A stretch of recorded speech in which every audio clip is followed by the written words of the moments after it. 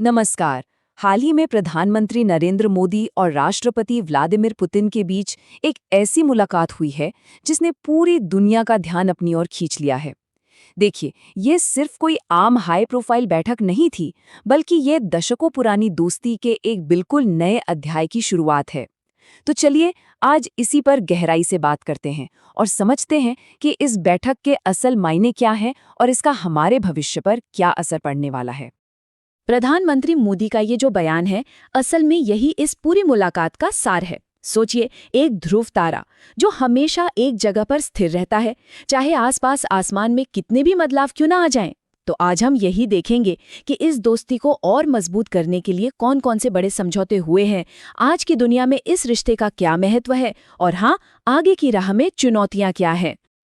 तो चलिए, सबसे पहले एक नज़र डालते हैं उन बड़ी बड़ी घोषणाओं पर जो इस शिखर सम्मेलन से निकलकर हम सबके सामने आई हैं। दोनों देशों ने मिलकर एक बहुत ही बड़ा और महत्वाकांक्षी लक्ष्य तय किया है। वो ये है कि 2030 तक आपसी व्यापार को $100 अरब के भी पार ले जाना है। अब ये सिर्फ एक नंबर नहीं है, बल्कि इसके पीछे एक पूरी आर्थिक योजना है जो दिखाती है कि ये साझेदारी अब पारंपरिक चीजों से कहीं आगे जा रही है। एनर्जी सिक्योरिटी यानी ऊर्जा सुरक्षा इस बैठक का एक बहुत ही अहम मुद्दा रहा। राष्ट्रपति पुतिन का ये भरोसा दिलाना कि चाहे दुनिया में कोई भी दबाव हो, रूस भारत को बिना किसी रुकावट के ईंधन यानी तेल, गैस और कोयला देता रहेगा, ये भारत की तेजी से बढ़ती अर्थव्यवस्था के लिए एक बहुत बड़ी राहत की बात है। एक तरह से ये एक रणनीतिक गारंटी है। इस मुलाकात के दौरान कुल मिलाकर 16 समझौतों पर दस्तखत हुए। ये संख्या अपने आप में बहुत कुछ कहती है। ये दिखाती है कि दोनों देशों का सहयोग कितना गहरा और अलग-अलग क्षेत्रों में फैल रहा है। ये सिर्फ कुछ गिने चुने मुद्दों तक ही सीमित नहीं है। और एक और दिलचस्प बात यह है कि ये समझौते सिर्फ पुराने समीकरणों पर ही नहीं टिके हैं। इनमें भविष्य की टेक्नोलॉजी और ज़रूरतें शामिल हैं, जैसे कि critical minerals, high-tech manufacturing, clean energy और हेल्थ केयर। ये साफ इशारा है कि ये साझेदारी अब एक नए और मॉडर्न दौर में कदम रख रही है। रक्षा और सुरक्षा, ये तो हमेशा से इस साझेदारी की रीढ़ की हड्डी रहे हैं। इस बार भी मेक इन इंडिया के तहत भारत में ही रक्षा उत्पादन को बढ़ावा देने और आतंकवाद के खिलाफ मिलकर लड़ने की बात को पूरी मजबूती से दोहराया गया। दोनों नेताओं ने ये साफ कर दिया कि आतंकवाद चाहे किसी भी रूप में हो, उसका मिलकर सामना किया जाएगा। व्यापार और रणनीति के अलावा लोगों के बीच के रिश्ते को मजबूत करने के लिए भी एक बड़ा कदम उठाया गया है। भारत ने रूस के नागरिकों के लिए 30 दिन के मुफ्त ई-टूरिस्ट वीज़ा की घोषणा की है।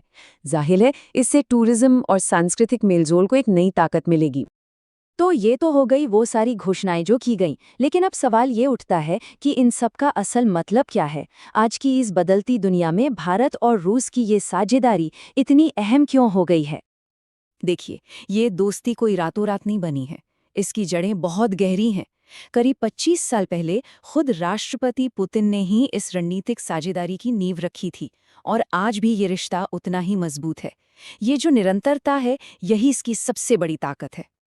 ये एक ऐसी साझेदारी है जिसमें दोनों ही देशों का फायदा है। एक तरफ भारत को अपनी ऊर्जा और रक्षा जरूरतों के लिए एक भरोसेमंद साथी मिलता है, जिससे उसे दुनिया के मंच पर अपने फैसले खुद लेने की आज़ादी मिलती है।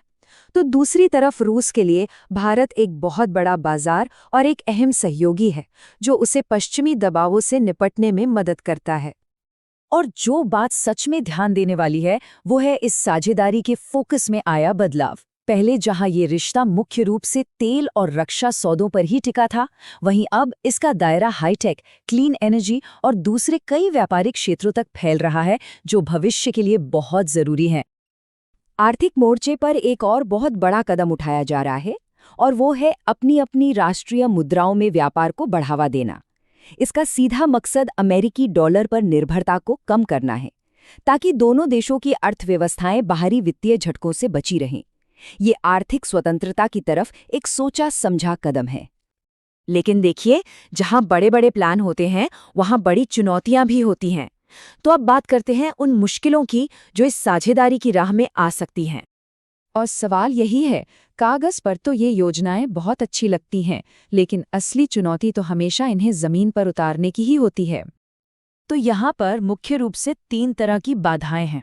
पहली, इन बड़े बड़े समझौतों को असली प्रोजेक्ट्स में बदलना, जिसके लिए सही इंफ्रास्ट्रक्चर और नियमों की जरूरत होगी।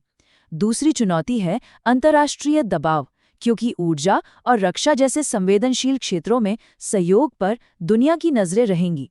और तीसरी बाधा है दोनों देशों की अपनी घरेलू नीतियां, जो कभी-कभी इस सहयोग की रफ्तार को धीमा कर सकती हैं।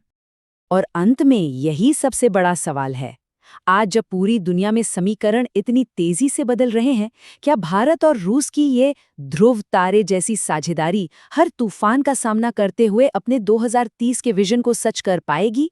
खैर, इसका जवाब तो आने वाला वक्त ही देगा। आज के इस विश्लेषण में इतना ही। धन्यवाद।